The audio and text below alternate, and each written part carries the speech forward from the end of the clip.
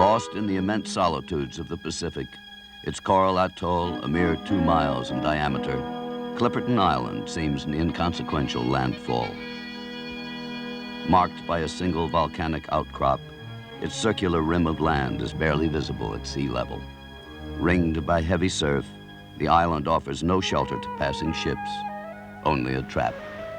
Yet upon this barren shore, life has seized a foothold. Uncounted birds have made it their nesting ground. Here, hordes of crabs have become the island's most tenacious residents. In this stark world, the crab is both scavenger and king.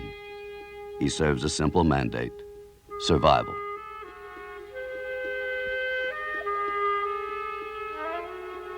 Human beings have come and gone, leaving mute evidence of their troubled presence. Living witnesses still echo a past of abandonment and terror and violent death.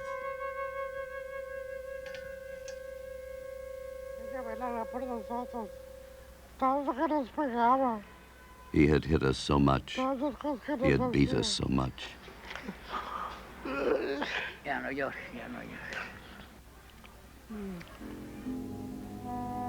Cut off from the sea by geologic upheavals, the lagoon has become a unique laboratory for the study of adaptation. Remote, desolate, Clipperton remains a merciless ground in which each species plays an endlessly changing drama of life and death.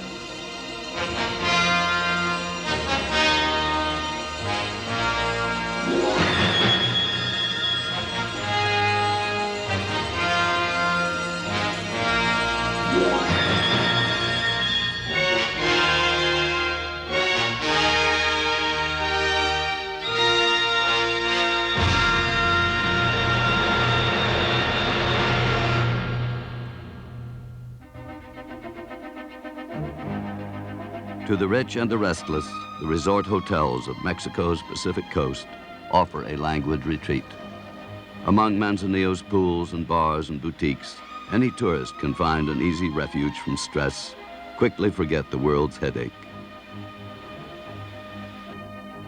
670 miles to the southwest, Clipperton Island also is a world apart. Appropriately shaped like a cipher or zero, it offers no luxuries at all.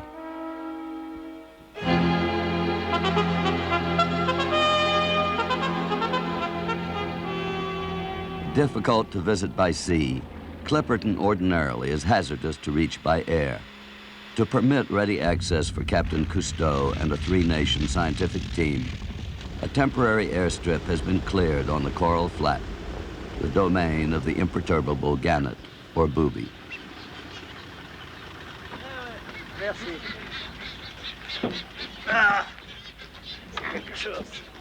Disembarking from the Canadian seaplane, Cousteau is greeted by colleagues Soumian, Delamotte, Delcouter, and Dr. Pierre Niosa, who has led intermittent studies of Clipperton's geology and life systems.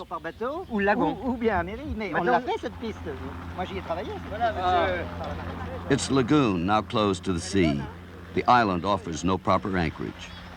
Thus, the supply ship must stand well offshore, while tons of material and even men are transferred to land by helicopter airlift.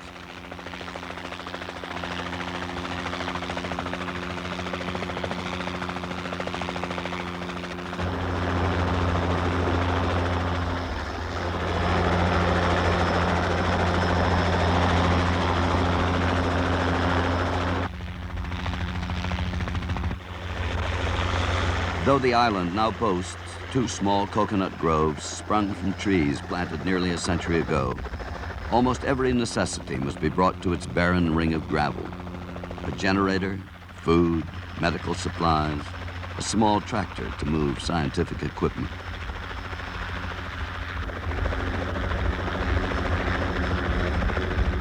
Drums of fuel and even water must be stored for the French, Canadian, and American members of the Joint Scientific Mission.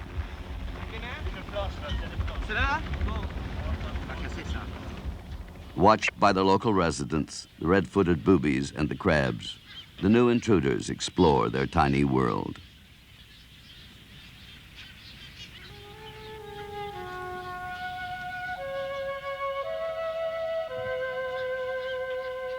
They are not the first. Here have come conquistadors, pirates, and Yankee whalers. About the island's narrow rim is scattered the debris of shipwrecked fishermen, of guano poachers, of military missions which have left supply dumps or even an abandoned French camp.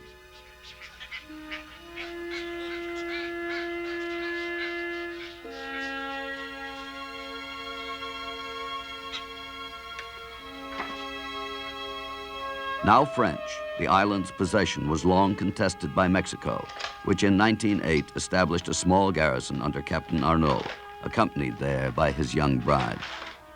Barely 6 years later, as World War began and revolution swept Mexico, Arnault rejected an offer of evacuation by an American ship. Today in Mexico, Arnault's son, Ramon, and the family maid, Altagracia, then 19, recall the fateful decision.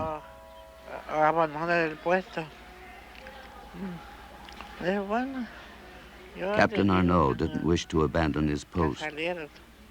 I told him the food was running out. The food was running out.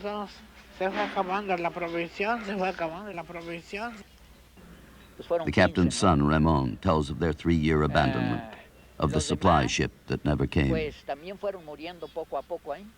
There were 15 deaths. The others also were dying little by little.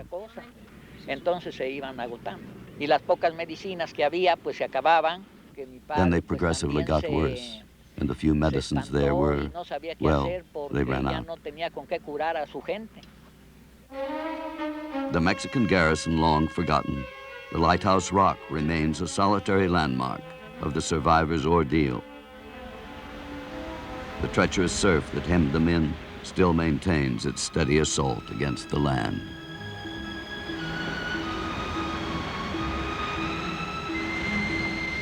Even today, guiding the Zodiac through the breakers, the Cousteau team finds it a difficult passage caused by the island's structure. Like a crown on a submerged volcano, the coral reef extends from shore in a shallow shelf against which the waves break incessantly, usually creating an impossible barrier for small boats.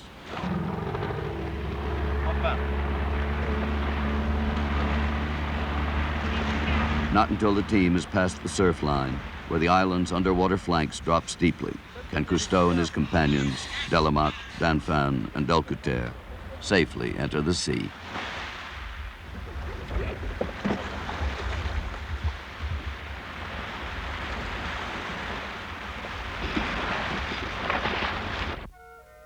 100 yards away, Clipperton is a bitter battleground of a few surviving species.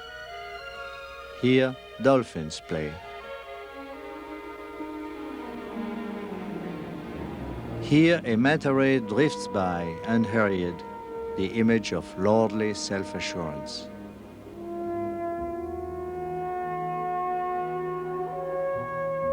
Here, the waters swarm with life. Also, the flat coral structures offer limited shelter from predators. An unending procession of marine species swims by. Tropical fish of all kinds, large schools of jacks. Here and there, an occasional trumpet fish.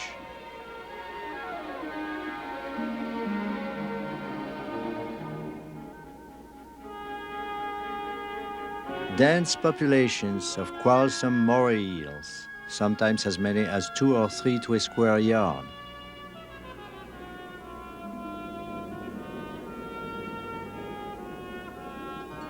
A school of yellow goatfish routinely swerves aside for the passage of a small shark.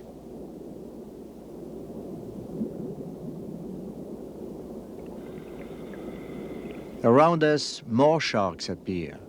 Hard to approach, they arch their backs in a distinctive movement, warning us to stay away from their mobile, three-dimensional territory.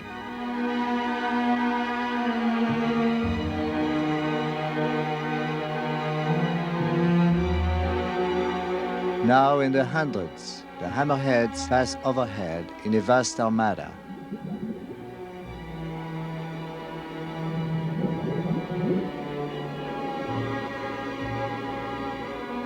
Swimming to the surface in frenzied escape from bigger ones, schools of small fish fall victim to another waiting predator, the boobies.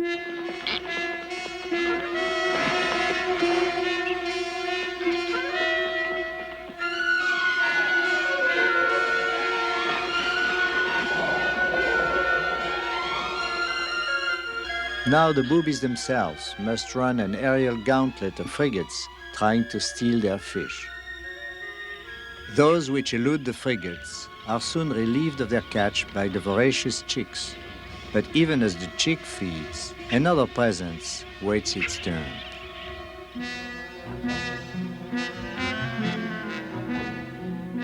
The red land crab that will instantly seize any unguarded morsel. It too soon must try to ward off rivals determined to join the feast.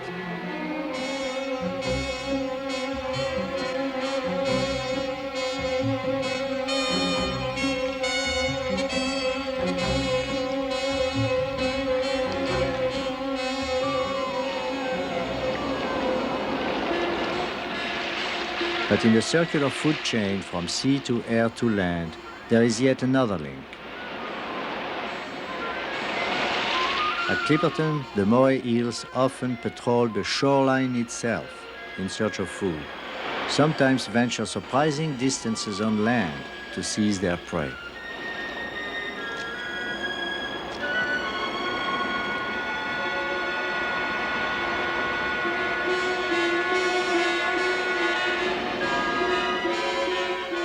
The circle is closed. The sea, which fed the bird, which fed the crab, has again balanced accounts, taken back its own.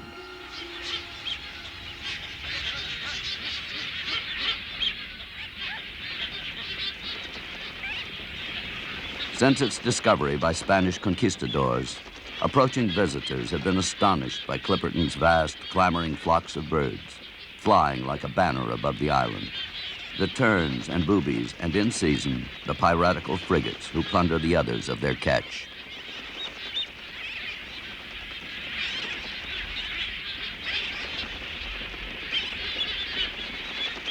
By tacit agreement, each species has sharply defined property rights, zones where the terns and boobies make their nests. Though eggs are scattered by the thousands upon the bare coral, each tern unerringly finds its own, so inflexibly programmed in its instinctual actions that not infrequently one will try to hatch a hopelessly damaged egg. The birds may soar, but it is the indigenous land crab that holds the ground.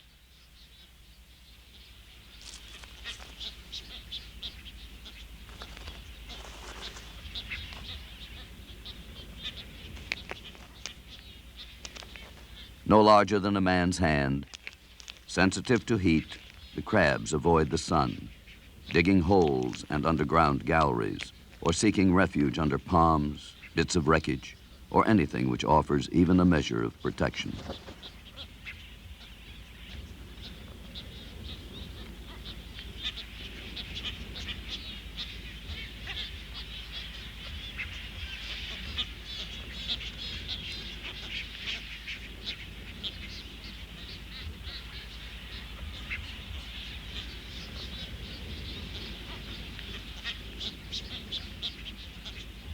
Heedless of privacy, they form in layers, walls of living creatures.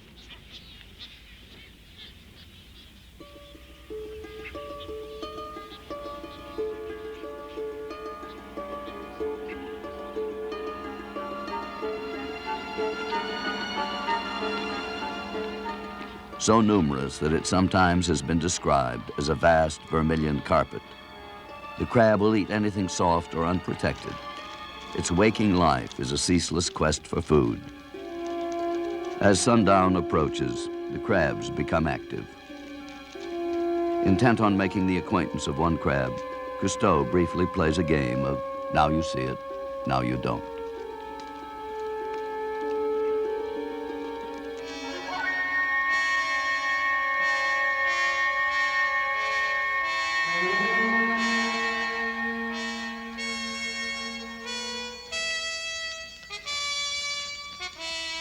But quickly the crab decides the moving fingers are something edible.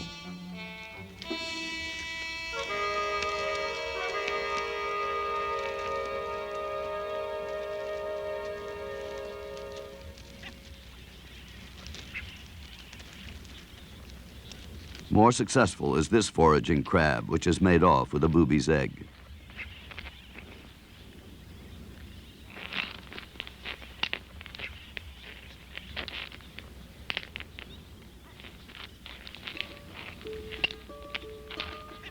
Usually laying 2 eggs each year, kept under incessant siege by the crabs. It is said that the booby will sometimes yield 1 egg as tribute, and thus, under a kind of gentleman's agreement, gain immunity for the other.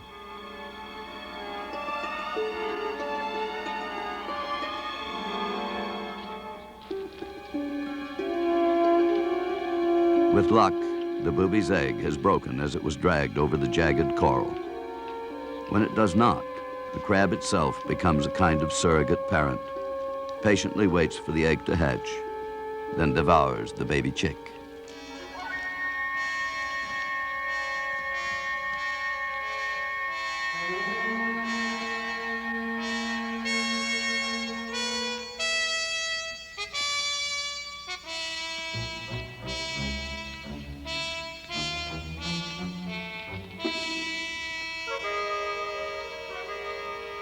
On Clipperton, every meal has its hungry audience eager to join the feast.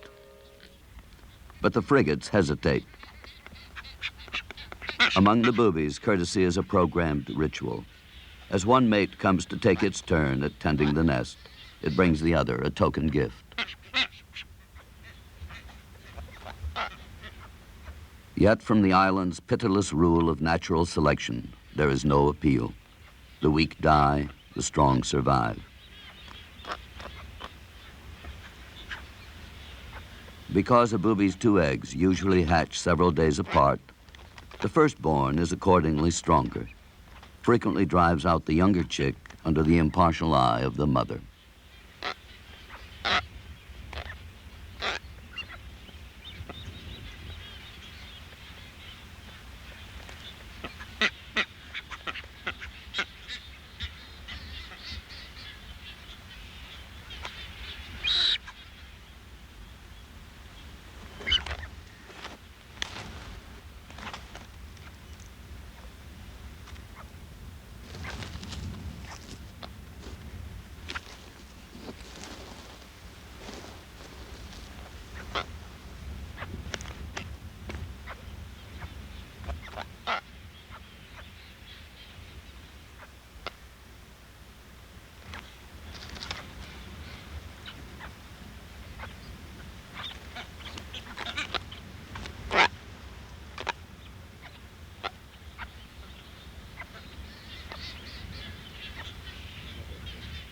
Relentless as hunger, the crabs move in.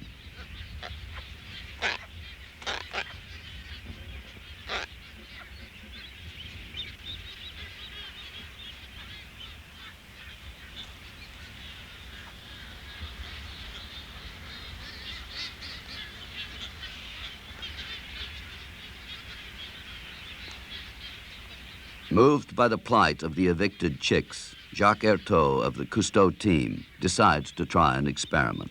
Il y a un seul œuf et de voir ce que fait l'autre mère. Puisque le docteur Niossa nous a dit que le petit de toute façon était perdu, c'est donc peut-être vous avez une chance de le sauver. Vous voyez, c'est terrible, hein? Vous devez absolument le chasser. Voilà. To Cousteau, he explains that he proposes to place the weaker chick, almost certainly doomed to die, in a nest with only 1 unhatched egg, hoping the surrogate mother will adopt the foundling. Dans son nid. Voilà une femelle qui n'a qu'un œuf, là. Finding a suitable nest, Ertaud pushes aside the booby parent as he carefully places the chick beside the egg, then awaits the response. Je voudrais qu'elle s'en aille un moment. Voilà. Je remets le place au petit mieux. Elle revient.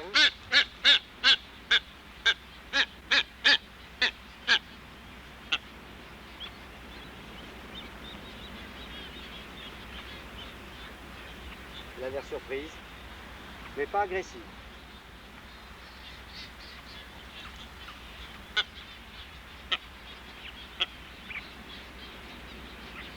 Le petit poussin a envie de se mettre sous cette nouvelle mère. After considerable hesitation, the booby parent at last accepts its new family member. Snug under its foster mother's feathers, the chick confidently awaits its first meal.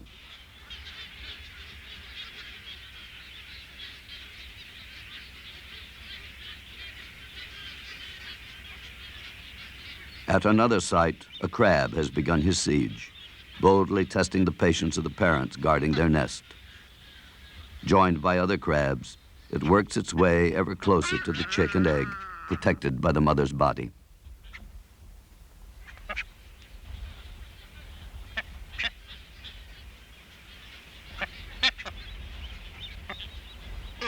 Nervously, the booby hen rises, exposing the chick.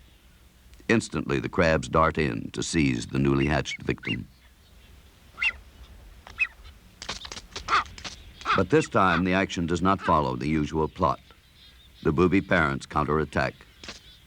Even the crab's hard carapace is insufficient defense against the rapid-fire thrusts of the booby's powerful beak.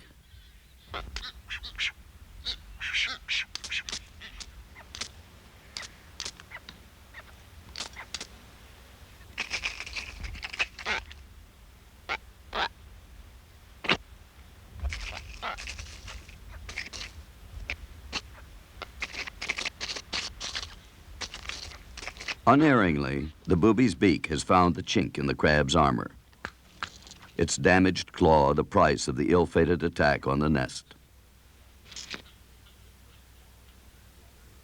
This crab, also badly hurt, simply performs a quick battlefield surgery, amputates its own claw. It will be regenerated in the next several molting cycles.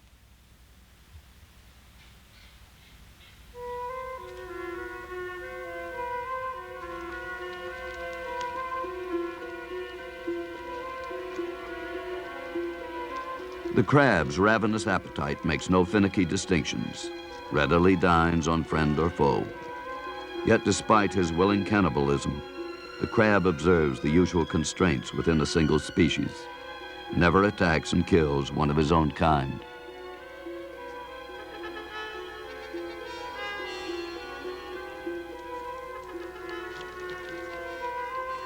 In its incessant feeding, the crab has denuded the island of all vegetation except the few established trees. It will ingest anything its claws can tear and carry to the mouth. Yet in this bleak battleground for survival, it also performs a necessary scavenger role.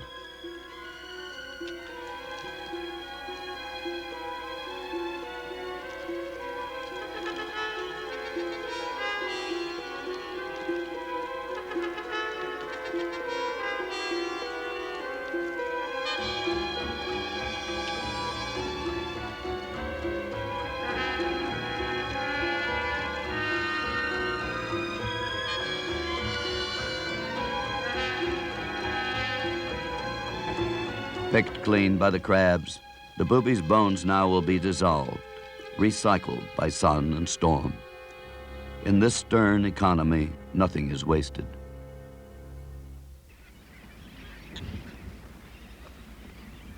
Day by day, the scientists pursue their study of the atoll's volcanic origins, its changing marine biology, the strict limitations the island's harsh environment imposes on the life forms it will sustain.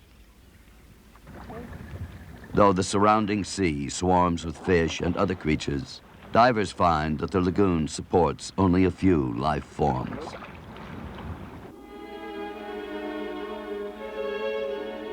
At least in the shallower stretches of the lagoon, the water is crowded with a tangled jungle of aquatic growth. Fertilized by bird droppings or guano, it is rich with algae and plankton, but it is almost totally vacant of fish. All has resulted from radical changes in the island's topography. Connected to the sea, its salt water teemed with fish. Then the sea channels were closed, the lagoon water became fresh and drinkable, rich in weeds, tiny crustaceans, and bacteria.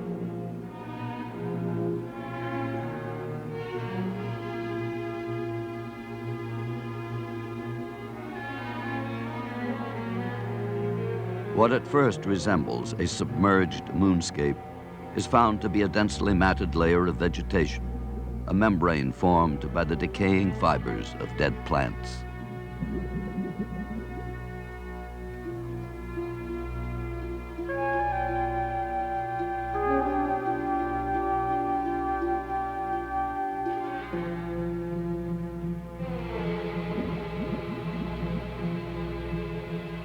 Like a false floor, it floats above the actual lagoon bottom, held up by the trapped gases of its own fermentation.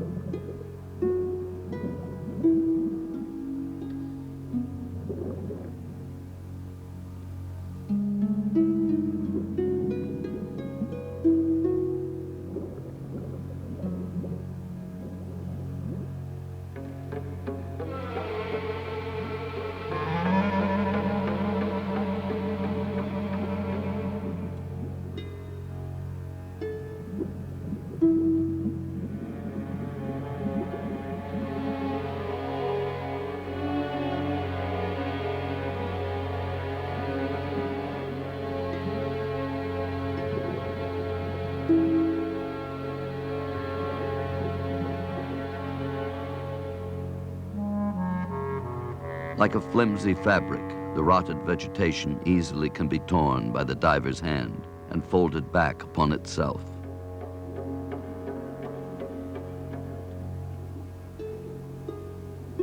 And yet, host to plankton, bacteria, and microorganisms, these insubstantial floating wisps, these dissolving fragments, are little realms of life.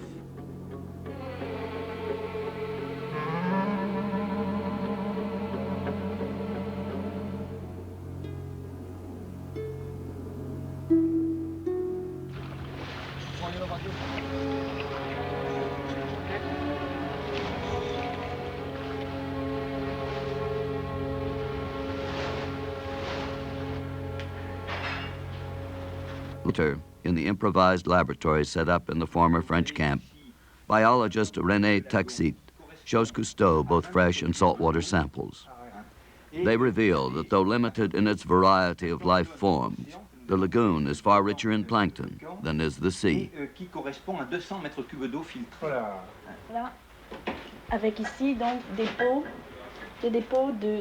Displaying a lump of dead coral, geologist Bourrouille tells Cousteau that because of the abrupt transition from a saline environment, the lagoon provides a unique opportunity to study the impact of fresh water on the once thriving coral reef.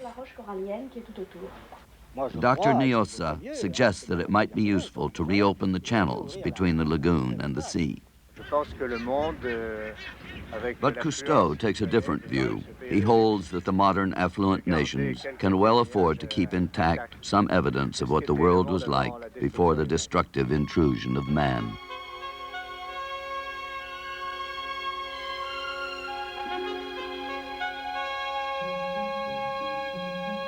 The crabs used the lagoon instead of the sea, yet their history is uncertain. Were they brought here by passing ships or the sea currents? Did they endure the lagoon's transition from salt to fresh water? No one knows.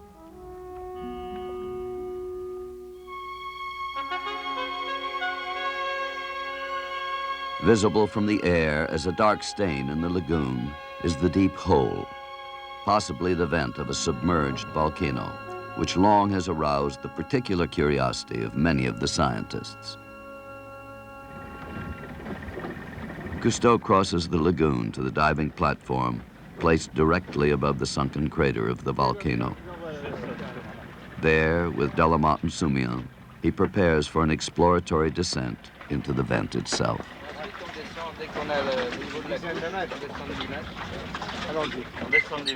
Testing the depth, the signaling device of an echo sounder is lowered through the rectangular well of the diving platform.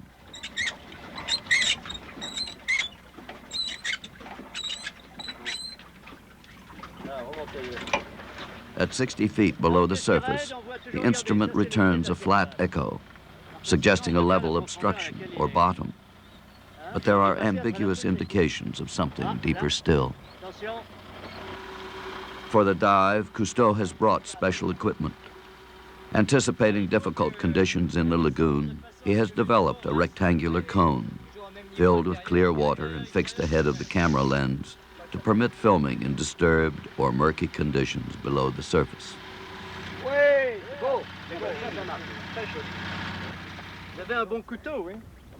In the dive itself, Cousteau and Jacques Delcouter and Bernard Delamotte have put aside their regular diving suits. Instead, each now wears a watertight unisuit and protective mask.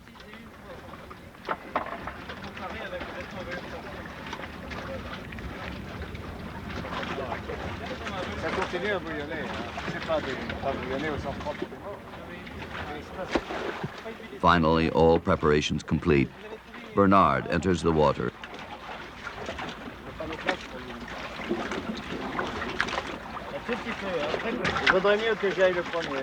Delcouter and Cousteau quickly follow.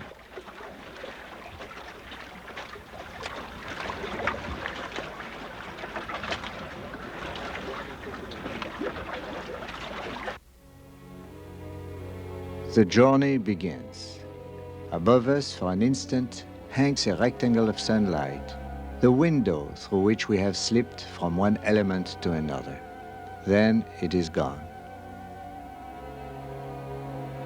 I test my camera and the cone shielding the lens against the murkiness of the surrounding water. An apparition looms into view, and I think I recognize Bernard. He signals, and a moment later the lights reveal the inner wall of the crater covered by vegetation. At this level, we still are in a zone of life.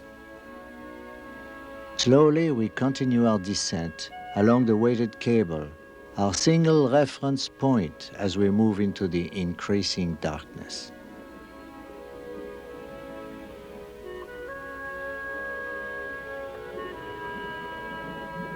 Gradually, the character of the water around us seems to be changing, both in temperature and chemical composition, giving it a glycerin-like appearance.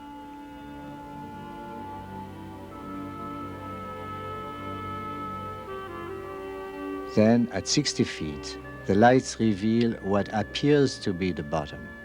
Instead, it proves to be a dense 4-foot layer of accumulated plant detritus, a thickly matted net in which material falling from the surface is quickly trapped.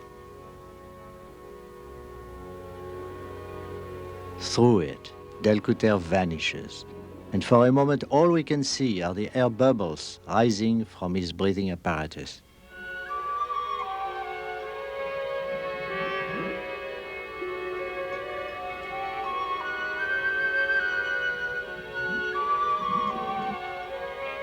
Then we too pass through the floating layer. Around us, great blobs of matter float by, strange constellations drifting through a space in which all familiar landmarks have ceased to exist. We seem to have entered a world of dream, ghostly and insubstantial, in which the cable has become the only thread connecting us to reality. Out of the depths, an outcrop appears.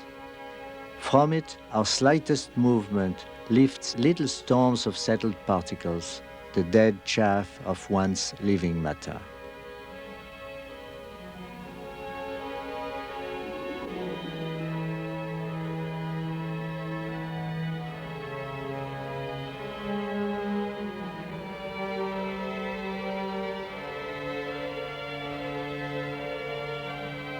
Deeper.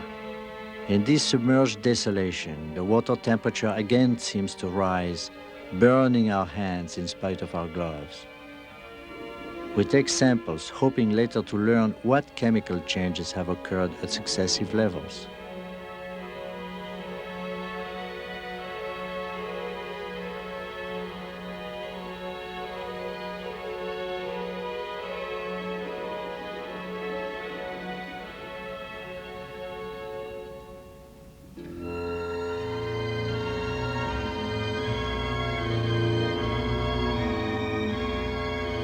Now, at nearly 100 feet, we pass through a second suspended layer, enter a silent chaos in which masses of ruptured material move around us, more sensed than seen.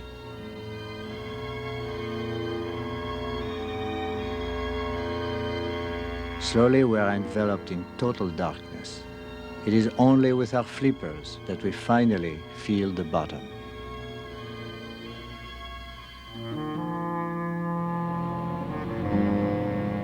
Earlier, our hands seemed scalded by the water. Now, despite our watertight suits and masks, our eyes are burning. Tears pour down our faces, blurring our vision. The pain is unbearable. I signal our return. I know now that it is not heat that is burning us. It is hydrogen sulfide, the toxic product of vegetation rotting when all oxygen has been consumed. We have penetrated a zone of death, a region where no living thing can long survive.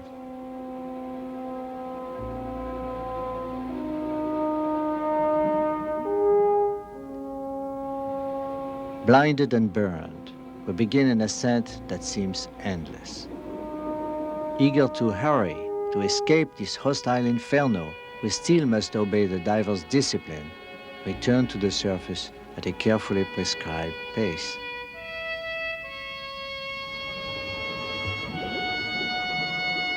Slowly, hand over hand along the cable, we rise through the successive layers toward clearer water at the top. A glow of light at last appears from the platform's rectangular well. It is no longer simply a window in the sky. It is deliverance.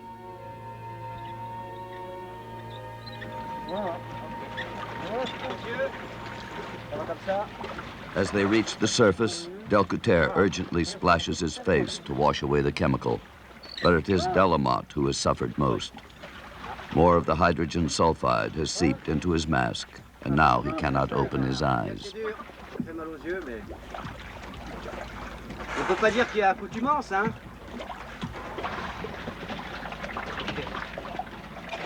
As Cousteau removes his mask and unshackles his air cylinders, he too is in distress. Yet despite the severe discomfort the divers have experienced in their descent to the bottom of the vent, Cousteau reports that the dive was well worth the effort. Ça, c'est rien. Plonger dans l'acide sulfurique. Les mains, on a l'impression d'avoir des mains dans de l'acide sulfurique. Ça brûle, hein, les mains. Ah oui. Table, hein. Et les yeux, pareil. Mais c'est intéressant. Souvenir of their journey, a piece of dead coral has been brought from the bottom for scientific examination. J'ai pleuré, j'ai senti rouler les larmes. Later, cleansed of the burning liquid, Cousteau and his companions describe their uncontrolled tears as the sulfide invaded their masks. Ouais, ils sont un peu noirs, oui. Regardez le plomb. Et votre ceinture tout noir. Vous avez vu? Ça tourne, hein?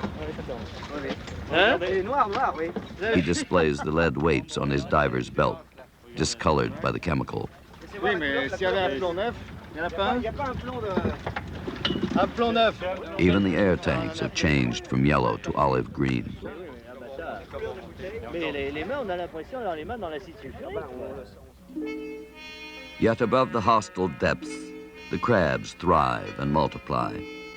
Here they leave their spawn, feed on algae, absorb essential moisture through hair on legs and body. With nightfall, the roving birds return to earth, seek the quiet of the nest. But the crabs awake.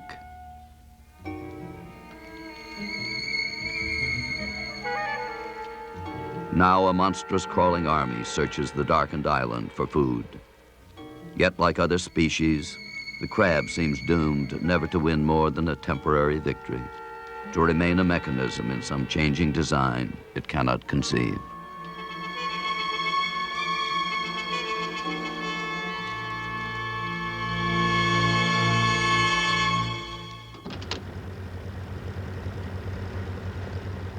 But for Ramon Arnaud, son of the former garrison commander, the design has offered an unexpected journey.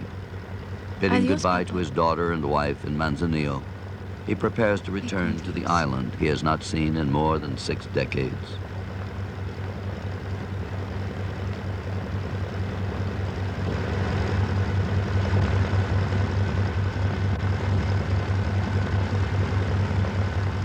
In brief hours, Ramon crosses the distance that once seemed hopelessly impassable, but which in memory he has crossed 1,000 times.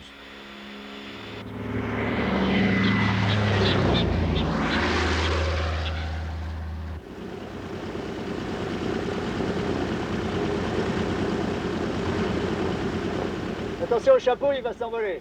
Ouais. Bien. Bueno, aquí está. Venez. Attention, hein. Vale. Buenos días. Bueno. Bonjour Bernard. ¿Usted sabe dónde está? Sí. ¿Sí? La isla Clipperton. Gracias. C'est Don Sí, Ramon. en mi tierra. Oh. My earth, says Ramon. Around him spreads the circle of land where he was born. The boobies remain, the surf, the great rock, and yet something eludes him.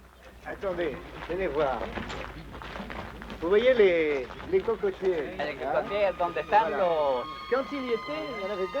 Hein? Now with Cousteau, Ramon moves again through the coconut grove that once saved himself and 10 other survivors from death by scurvy. Ahí teníamos toda la colonia.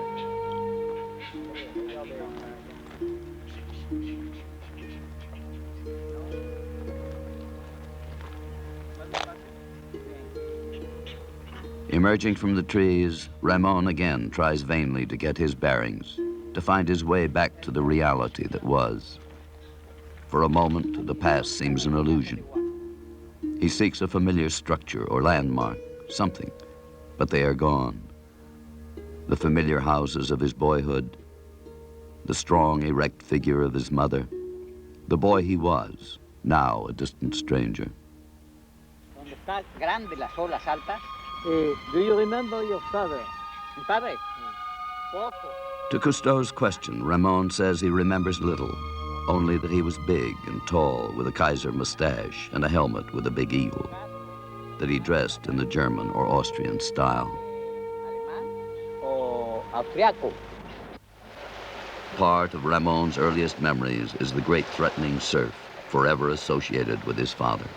For a little while, he searches the beach, trying to remember the moment in 1915 when his life and the life of all the others on the island was changed forever. Mi padre murió para allá, a donde se ve dorado. My father died over there, where the ship was passing. He and the other 3 men, they all died there. Ahí estaba esperando mi padre que le dieran de comer. We lived in the little house. My father had just finished his meal, and my sister was outside playing. Then she ran in and told him, "Papa, Papa, a ship." And then he ran out and saw it. Salió y vio para afuera y dice sí, y entonces comenzó a gritarle, Cardona. He began to yell, "Cardona, Ira, Rodriguez, a ship, let's go." They took the little boat, the ship's boat, and went. Standing near the high flag, my mother was watching with the telescope. The ship didn't carry a flag. She watched and watched and watched. The little boat went back and forth in the waves until I think the men could not control it, or the oars broke. My mother started to tell us, to cry. It was a tragedy, big emotions. We were all crying.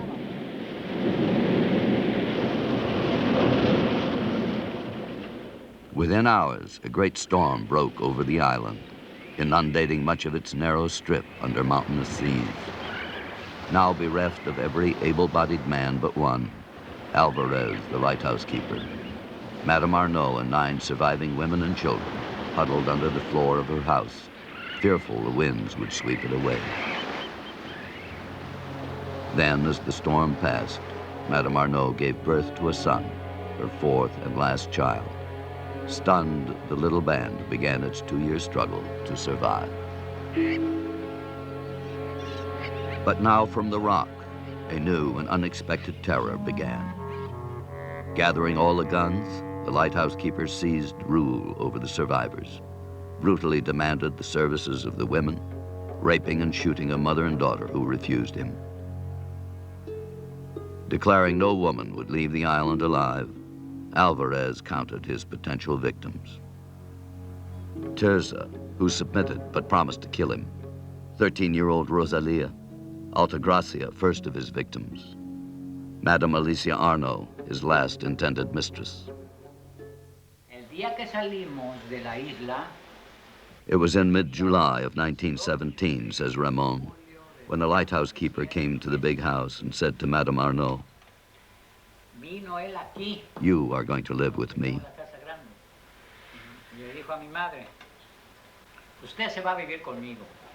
But the mother made no reply because Alvarez was armed. It was then that Tirza said, "Now is the time."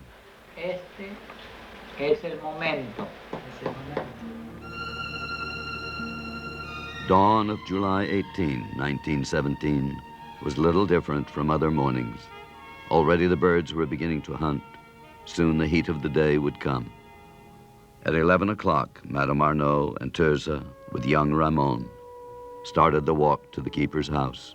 Ramon tells Cousteau what happened. Here was the first house, the other house here.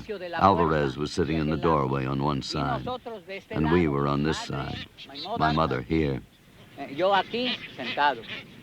Tirza stood near the edge of the window that faced that way. She moved away from the window, but when she reached Alvarez, he lifted his head and said to her, "What are you doing here? Go do your things." Tirza went then to the corner by the trunk. She had left the hammer there, and she went back to get it. My mother told her to go ahead. Tirza struck, like this, with the hammer again. He fell. My mother shoved me away. I started to go inside, and then again he was standing. He took an axe and went at my mother.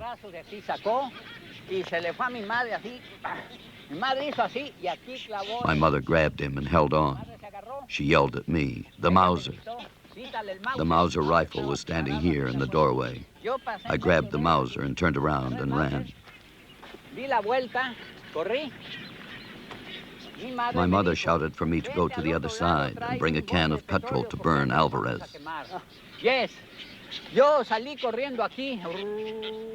I began to run, but when I got over there, I saw the ship, Yorktown. the Yorktown. Me vine así, pero no aguanté. I came back, and Tirza asked me what was going on. I told her, "A ship, a ship." Le dije, barco, ¿no? Barco. Entonces, What will happen? What will happen? Sent to check for enemy Germans, the astonished Yorktown crew instead found women who had just killed a man, stranded children in ragged sailcloth sacks, to whom privation and hunger seemed utterly normal. 11 survivors of a prolonged human catastrophe. Now their ordeal and Ramon's early boyhood were finished.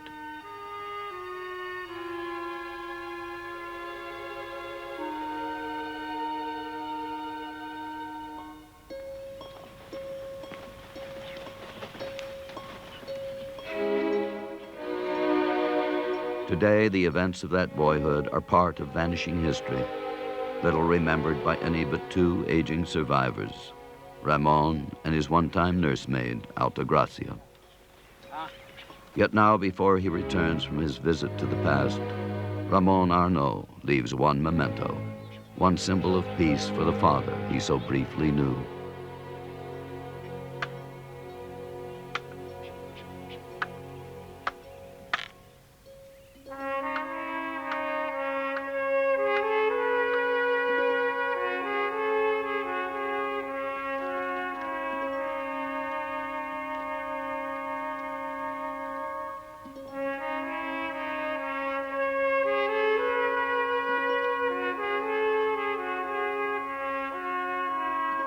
Alone, he sprinkles upon the heaped coral shards of the memorial a flask of holy water he has had blessed in Manzanillo.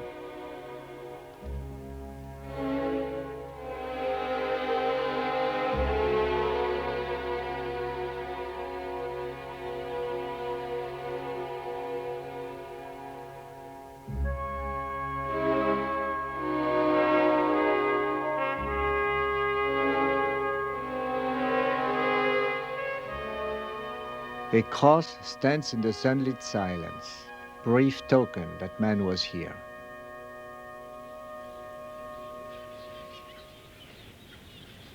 In a last tour of the island, Erto and I encounter other rusted evidence of man's brief, ill-fated intrusions. In this stern, minute world, only the crabs and a few bird species thrive. Here, other creatures, including man, have little place. Yet, by a harsh irony, man himself is steadily reducing the diversity of life on his planet. He is creating a world hostile to all but the hardiest species, a world hostile even to himself. Another Clipperton. Yet to this bleak outpost, waves have brought a ball no child will play with. Bonne qualité, hein? Alors, trésor ramassé en 5 minutes sur la... Nearby, we come upon other artifacts that on this alien shore seem at once familiar and puzzling. Un bateau mexicain étrange. A little boat, Des moteurs en plastique. a toy soldier, Un soldat russe. On dirait les mines. dismembered dolls, Une tête de poupée, une jambe de poupée. Des jouets, des jouets. Des jouets. the bits and pieces of human existence, Des ampoules électriques. Des bouteilles, et des crabes partout.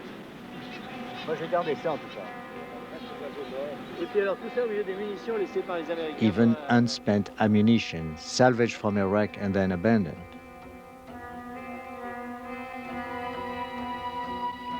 In this cosmic theater of the absurd, perhaps it is the crab that may survive, not we. In this rigorous testing ground, he has had no choice but to strive or die. He is unencumbered by thought, or compassion, or love, or hate. He has no myth, sings no songs, and never plays with dolls.